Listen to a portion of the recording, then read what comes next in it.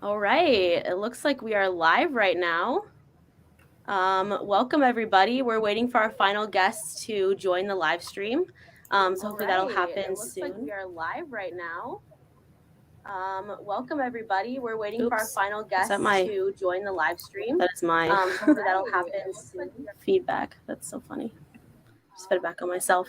Cool. All right. Well, in the meantime, let's get started with some introductions. My name is Kate. I'm communications at Open Forest Protocol, and I will let our panelists introduce themselves. All right. Well, we'll get this on the road, and we'll go from there. My name is Kate. I'm communications at Open Forest Protocol, and I will let our panelists introduce themselves. All right. Well, we'll get this on the road, and we'll go from there. My name is Kate. I'm communications at Open Forest. All right, Sam, do you want to go? Yeah, yeah, sure. Can you hear me?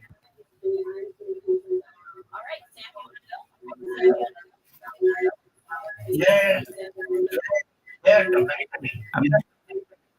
Um, there is a lag. I don't know why. um,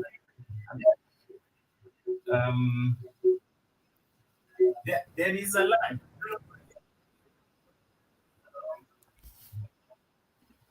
Kevin, I think that was your feedback. You think that was my feedback? Really? I think it was your feedback. I'm I don't muted, know. though. I'm Yeah. muted, Anyway, we'll get started.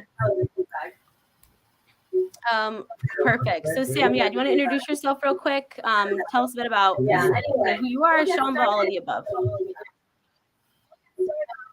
Perfect. So Sam, yeah, do you want to introduce yourself real quick? Tell us a bit about who you are, Shamba. Yeah. My name is Sam. The solutions lead Shamba.Network, and my name is Sam. Sam, do you want to just for a second for a try? Do you have a YouTube link or any other sound on? Because I think there's like a echo. Sam, do you want to just for a second for a try? Do you have a YouTube link any other sound on? Because I think there's like a echo. Yeah, I'm actually wondering what is happening. So yeah, basically, I think Sam, you have the live stream on YouTube on. I think that's why we hear the double echo. Do you want to see if you can mute the site? You can just right-click, mute it. It should be fine. Hi guys, can you hear me? Yes. Okay. Sam, before you go. Sorry about that. Yeah. I hope I'm clear now. Yeah. So yeah. I was gonna say, I think your YouTube link is on. If you want to unmute that, they will just be able to hear you because now there's double sound, so there's an echo going on. You see what I mean? If you want to unmute that, they will just be able to hear you because now there's double sound, so there's an echo going on. Yeah. How is it now? Kev, can you hear me now? Yeah. Okay. We can hear you. Sorry. We can hear Sorry you. about that. As I said, my name is Sam. I'm from Shamba.Network, a DMRV network. Oh, we have lost Sam. All right, Kevin, you want to go? Sure. Hi everyone. Thank you, Kate, for organizing this. It's amazing. So yeah, my name is Kevin. I am the director of Open Forest Protocol within the African relations. I focus mostly on government relations, which is really exciting. And I am super pumped to have Fiona and finally the project that she has that she'll have a chance to talk about. You guys will hear it to showcase. And that's pretty much the first, let's say, project that we really are proud of showing how MRV is really impacting the community and what will happen for the future. So yeah, that's me. Amazing. Fiona, go for it. Hi, everyone. So excited to be here. My name is Fiona Njuri, part of a youth-led community-based organization in Kajiado County, Kenya. And we do restoration efforts. And thank you for having me here today.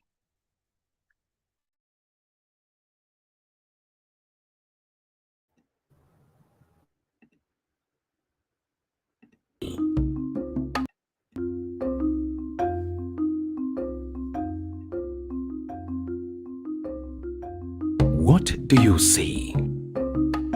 How do you feel? Most importantly, what are you imagining? A green, inhabitable world for all, every person, every country. A planet of regeneration instead of degradation. What would happen if we restructured our value systems back towards what really matters? A healthy home and a community. I imagine a world that does not need protecting anymore. A world where human actions are in sync with nature. The forthcoming generations are depending on us in making this world a better place, better than how we found it.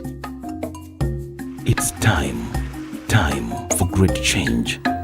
Time to wake up, restore our ecosystem and biodiversity. Our connections and bonds are not only between us and the world, but also between one another. It is time to go green, where life all begins. Hi, my name is Fiona Njeri. I'm a resident at Kajiado County. I'm a student at African Nazarene University pursuing education, and I'm also the founder of a youth-led initiative called Greener Communities Program, whereby we work with communities to embrace climate action. Kajiado is a beautiful county. It is full of indigenous people, especially the Maasai community, who have upholded conservation for ages. It has a range of wildlife since we are the community around Nairobi National Park. So we are lucky as a country to have a national park within the metropolis. And I feel like we have a gem in the middle of Nairobi city, and that is a national park that contains the wildlife and the identity of Kenya. We do experience some challenges, especially when it comes to conservation. And before I highlight some of the challenges, I would like to say that environmental conservation forms the basis of every societal issues you're ever gonna come across. For example, in Kajiado County, there's a huge rate of unemployment. So it ends up that the young people have to go and harvest trees for wood and get into the charcoal business. And now charcoal is made of the acacia variety, which is it's an indigenous species here in Kajiado County. So when you destroy the tree, you've destroyed a whole ecosystem that contains the birds and the insects. That's because acacia produces a white substance, and the white substance is fed by the insects, and then the birds feed on the insects. So you see, when you cut the acacia trees, you have taken away the home of the, or you've deprived us of the tree, you've deprived us of the home of the birds and the insects, and the undergrowth that occurs on the roots of acacia. In Kajiado County, we also have inaccessible roads, which is also a societal issue, now making remote areas become inaccessible, so that entities are unable to help such areas in Kajiado County. And now, as Greener Communities Program, we act as a bridge between entities that want to spearhead conservation in Kajiado County and the community in Kajiado County, since we are at the ground. So Kajiado County also experiences various vagaries of nature, that is strong winds and dust during the dry season and massive runoff water during the wet season.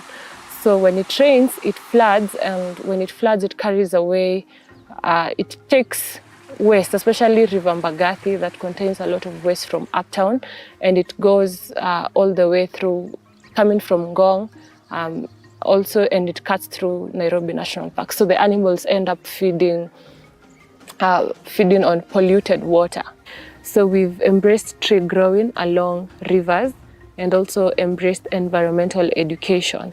So we are visiting schools in Kajiado County and constructing botanical gardens and teaching, or rather nurturing the young minds in planting of trees and taking care of it. I am excited to have Open Forest Protocol as a partner, because now I am able to accurately measure my data, especially on blockchain. That means that no one else is able to access my account, suppose I lose it.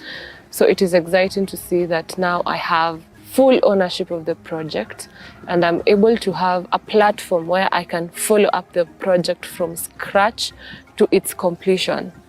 Initially, we used to go to schools and record it in books on which species are planted by who, where are they planted, and what is the approximate size of the project. But now through Open Forest Protocol, I am able to store my data accurately and in correct measurements and the location, especially now in inaccessible areas. I am able to get the location. I am able to follow up constantly, especially now. It's going to give us more motivation to continue mobilizing young people to join us and spearhead conservation. They have already gotten to use the tools for MRV already for the trees I have planted already, and I really can't wait to use the tools even on the upcoming projects that we are having. It's full of transparency.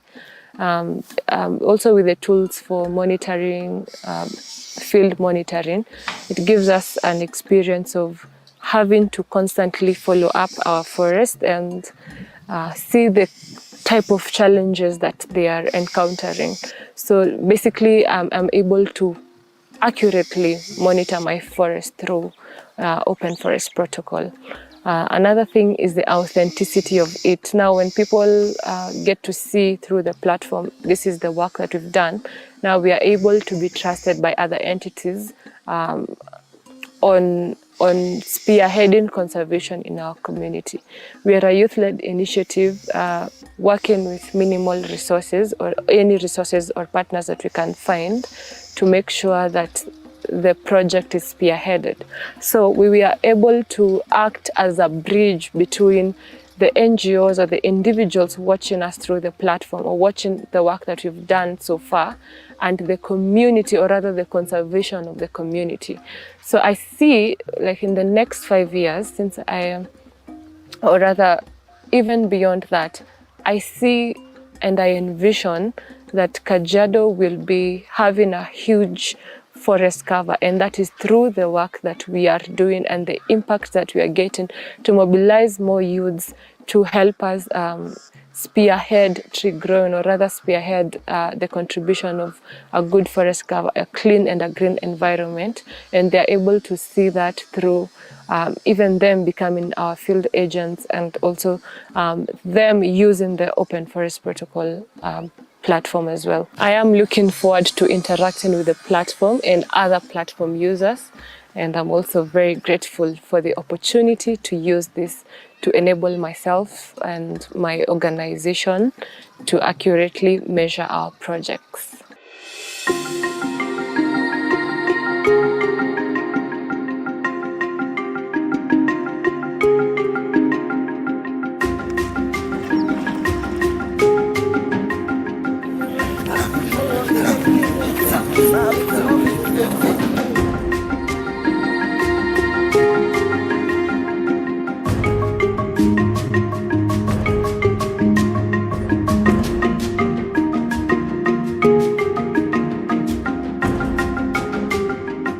My name is Newton Hillman, and I'm a field agent of GRICOP.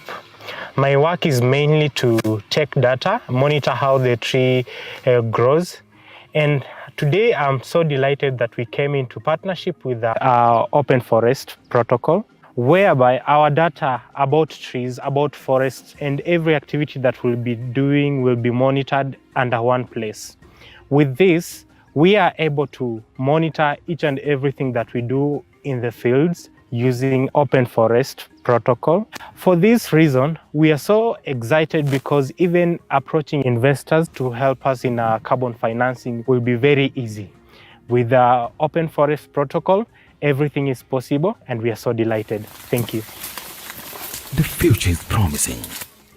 A number of organizations around the globe are committed now that we can validate our forest project in a secure protocol system.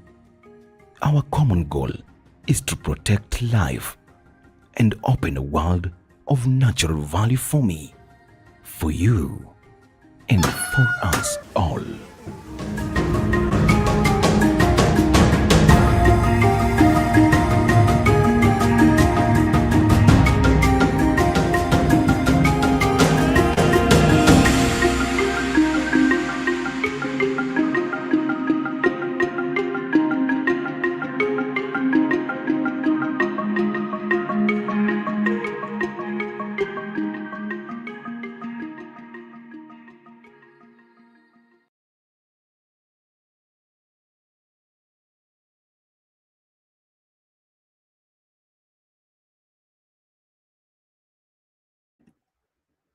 All right, welcome back, everybody. After that, let's talk about it. I'm gonna kick it off. I would love to hear from Fiona. You're obviously a star of the video and a huge advocate with Grey Cop and what you're doing there. In your words, what has the experience been of your community growing with OFP? Anything that you'd want to add to the video, and just get your perspective on this.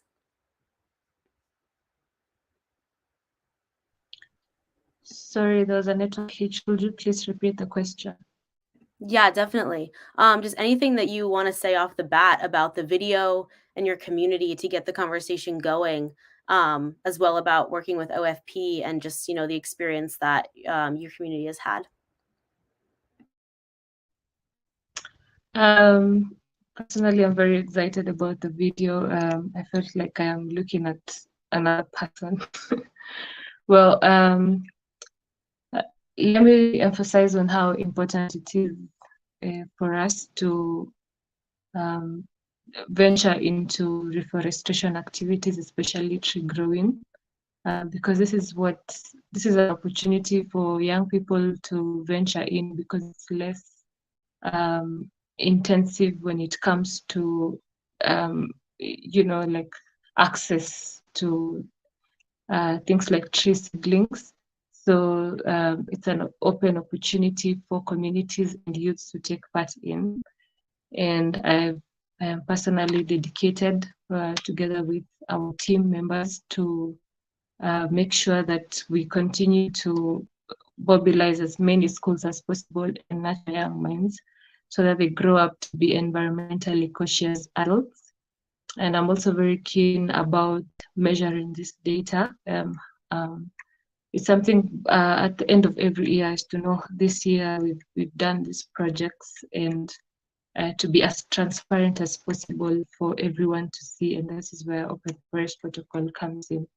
So it's going to be an exciting journey for us, and we can't wait to see what unfolds for us. But I'm very excited to be very transparent on our data and learn on the process, because it's also a learning process for all of us. Yeah, it's very exciting, and it's a challenge as well that we're willing to undertake.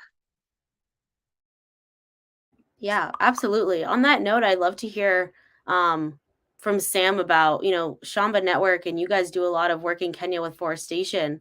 I guess after seeing this video and your experience, what are some of the biggest challenges that we're facing when it comes to forestation in Kenya? Okay, thanks. And let me start by apologizing, like I lost power in the beginning, so I had to hop in back. So ideally, from experience, what in our communities, or basically in our kind of setup, as shown in the video, so there's a lot of synergy around these kind of processes or projects. Only that we are seeing some kind of spike in terms of some regions being better than others in terms of implementation. But I think it's now getting into the process. Guys are now embracing the aspect of reforesting different areas or their areas of operation. Most of the challenges are basically, like yesterday I was in a forum where guys are like, access to this kind of seedlings, because guys do not want to plant only any kind of tree. They want to plant trees that will basically help them in terms of either it's a fruit tree or it's a tree that they can benefit in a short term or long term. So there's that information. So guys, the awareness kind of thing is not yet down there to the grassroots. Again, knowing which tree to plant in terms of my conditions. Of course, we know not every condition is like every area has its own climatic conditions. So there are some guys who are planting trees which probably do not perform well in those areas, and the efforts they do that as a community project, and then probably along the way it fails. So it's kind of demoralizing to them, and they are really looking for expert advice on to which kind of species to get. The other big challenge is, of course, the issue of cost, because, of course, planting a big area, trying to mobilize these people together, either it's a village or a community, of course, it requires time, and it also requires that aspect of being in a collective, which is kind of a challenge because everyone is dealing with their own issues basis. So trying to bring everyone together and allow them to basically share and be as a community, it's also becoming kind of a challenge. But some of these are being taken care of. We are getting there to the ground, telling them that this is what you need to do, this is what you can do, and this is how you can do it. So we give you that kind of incentive. It's beneficial to you in the long run. We also help them understand those kinds of benefits. And yeah, at this time, I can say that we've really seen change, and it's really working, and we are hoping to have a better place going forward. Yeah, absolutely. All the challenges of, getting the community together, but also the systemic issues that we see. And I see that we have our final guest here. Would you like to introduce yourself, Mr. Manji? Oh, yes, please. My name is Maingi, like you said. Hello. Are you guys hearing me? Hi. Yeah, go Hello? for it. Yes, my name is Jerry Maingi, coordinating green schools in Kenya. I mean, a program that really sees children in schools that are trained on the value of trees and forests in the definition of the environment through Forestry Class of Kenya, which is our society registered with the Kenyan authorities. Awesome. Thank you. Oh, we lost him. Hopefully he will come back. In the meantime, Kevin, do you want to talk about the work that Mr. Manji does and the systemic issues that we see in Kenya, I guess, with forestation for the work that we've done with Grey Cop and all the above? Yeah, for sure. So now Mr. Mang is definitely like an essential contributor towards. I mean, I think he's just here. Let me just say, Mr. Mang, are you still with us? Can you hear us? Yes, I'm back. I'm back, Kevin. I'm sorry. I lost contact at some point. All good. No worries. Mr. Mang, you can continue. Yes, I'm there. You were talking about you introducing yourself. Maybe Kate, we could. Yeah. Please introduce yourself and then talk about a little bit. We'd love to hear what Forestry Clubs of Kenya does and your work in forestation in the country. Right. Forestry Clubs of Kenya is a society that works so much in schools. We want to get into schools and train the young boys and girls on a few thematic areas. The first one is really the role of trees in the definition of the environment. The second one is the tree nursery technology. The third one that we train boys and girls in schools is climate change. It's really causes, mitigation measures, and adaptation to its really level impacts. Number 4 is the benefits that accrue from our kept environment. And finally, silvicultural practices, or rather approaches, that are able to lead these boys and girls do herald the forests and the woodlands within schools. This one is meant, I mean, our core really mandate is to train boys and girls and give them sound knowledge in environment so that they grow up with it, so that when they grow up, they will reproduce the same. That's about Forestry Class of Kenya and what we do in schools. We have 2 other programs. Community groups are official. And the final one is individual farmer tree planting program. Thank you very much. That's amazing. And that really ties back into, what Fiona is doing with her work in the community and getting, youths involved in these initiatives and how to use like this, technology that we're seeing now. That's amazing. So yeah, Kevin, jumping back to you then, how do you see OFP kind of coming into this, like initiative to want to bring forestation into like youth lives, but also into spaces that it hasn't been as accessible before? Yeah, it's an amazing question. I think there's like 2 ways to see it. I think the first one is, to position OFP as an extension of whatever is happening, but just make it more practically what Fiona's talking about, easier, more accessible, more transparent, for people to record forest data and actually get eventually financing through carbon credits.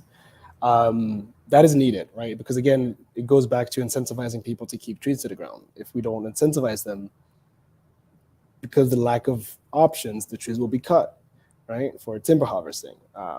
So that's one.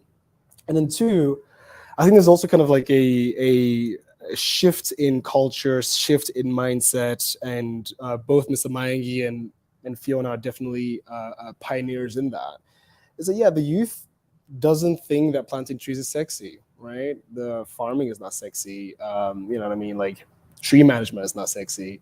And Sam, we've talked about this quite often, and definitely within in the event that we had in terms of, you know, the the refi Kenya, you know, the how do we associate this with the youth, right?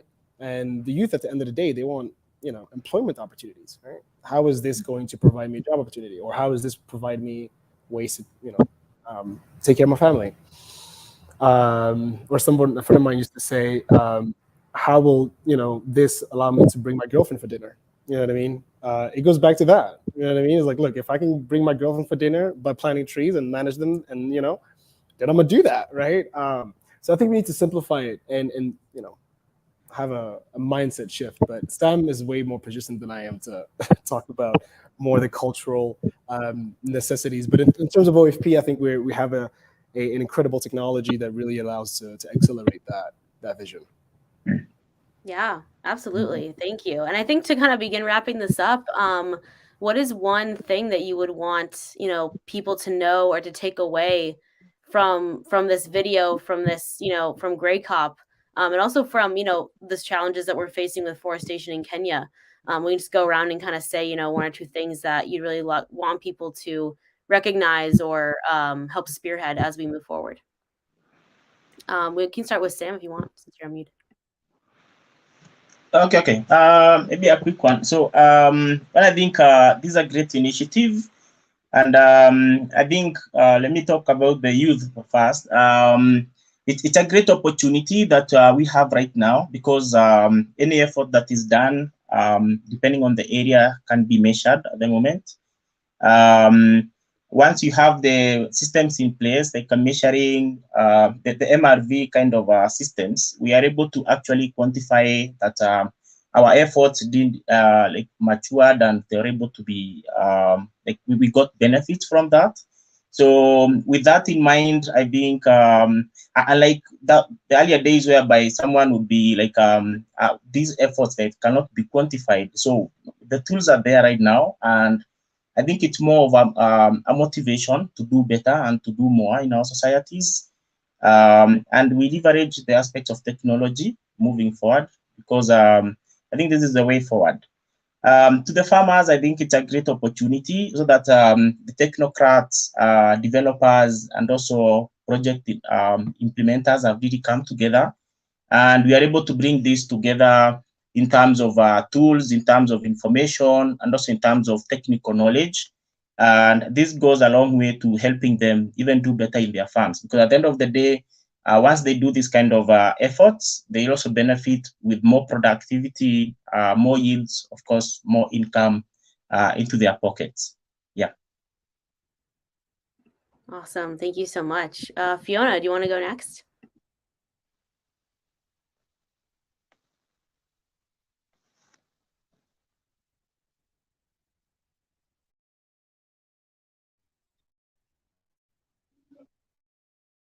Oh, sorry about that. For me, I'd say that engaging local communities is very important in pushing the environmental agenda, because they're not going anywhere. They belong to the community, and it benefits the community directly.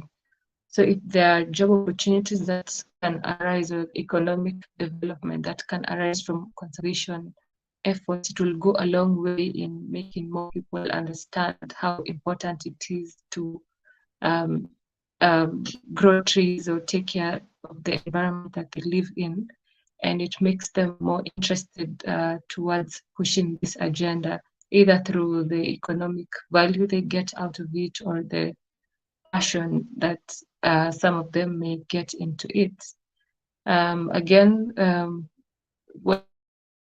teamwork, you can't always take credits for something that everyone is taking an initiative towards.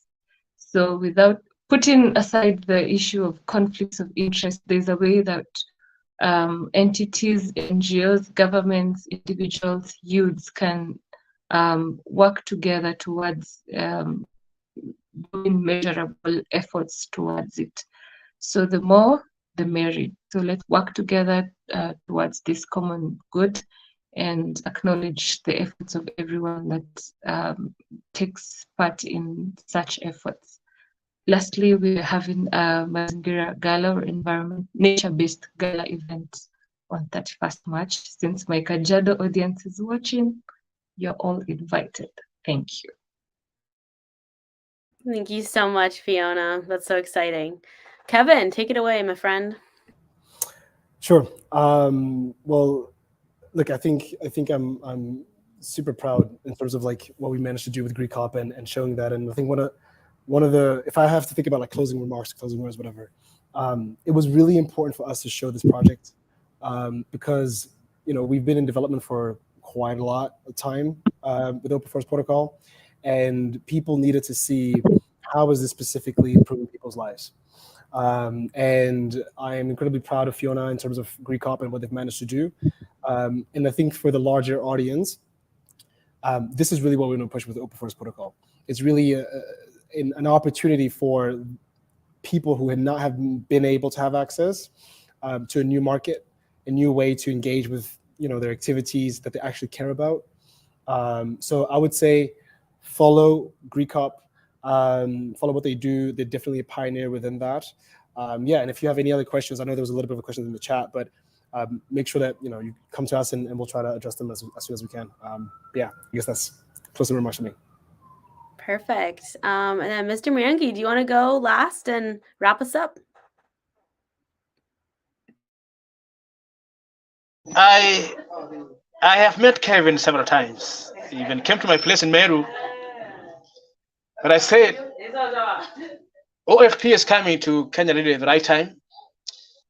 This is work I really appreciated. We need to compute the trees that are planted across the board for carbon credits. That is super. But again, I have a very quick concern over really the approach.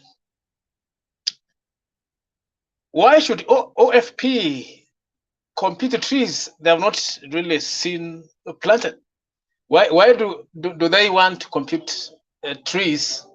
I mean, really count the trees that they have not seen grown. It's like if people don't plant trees, OFP is out of business. I introduced Kevin when he came to Meru to a group doing almost the same thing called TEAST, speaking to a lady called Dorothy, and it's like the group communities see that they plant trees, and then when they grow up, they compute them.